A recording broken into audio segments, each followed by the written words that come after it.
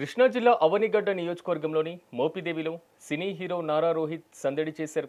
ప్రముఖ పుణ్యక్షేత్రమైన శ్రీవల్లి దేవసేన సమేత శ్రీ సుబ్రహ్మణ్యేశ్వర స్వామిని దర్శించుకున్నారు. ప్రముఖ సినీ నిర్మాత అట్లూరి నారాయణరావు ఆహ్వానం మేరకు విచ్చేసినటువంటి రోహిత్కు కూటమి నేతలు ఘన స్వాగతం పలికారు.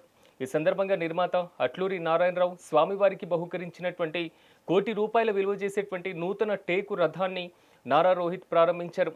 రథ కలశానికి ప్రత్యేకమైనటువంటి అభిషేకాలు నిర్వహించి స్వామివారి కృపకు పాత్రులయ్యారు.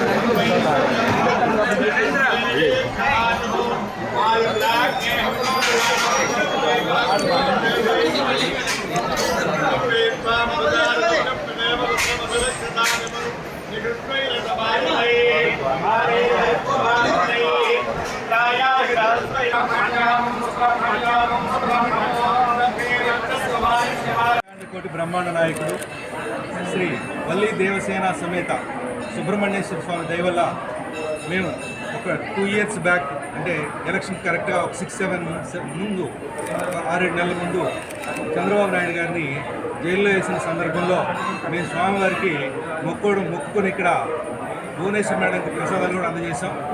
సారు ఆరోగ్యంగా బయటకు వచ్చి ఎలక్షన్ బాగా జరిగి లోకేష్ గారికి మంచి మెజారిటీతో పంతుల వాళ్ళు అడిగితే అయ్యా ఇది 1500 సంవత్సరాల క్రితం టెంపుల్, ఈ టెంపుల్కి ఇప్పటికి కూడా శాశ్వత రథం అనేది అనుకూలించలేదు, శాశ్వత రథం చేయించండి అన్నారు.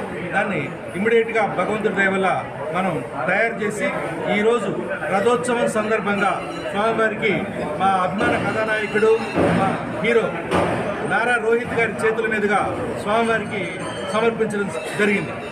ఈ సందర్భంగా మాకు సహకరించినటువంటి ఈఓ గారికి, లోకల్ పోలీస్ సిబ్బందికి, ఎంఆర్ఓ గారికి, ప్రెస్ వాళ్ళకి అందరికీ కూడా పేరు పేరున ధన్యవాదాలు తెలుపుతున్నాం.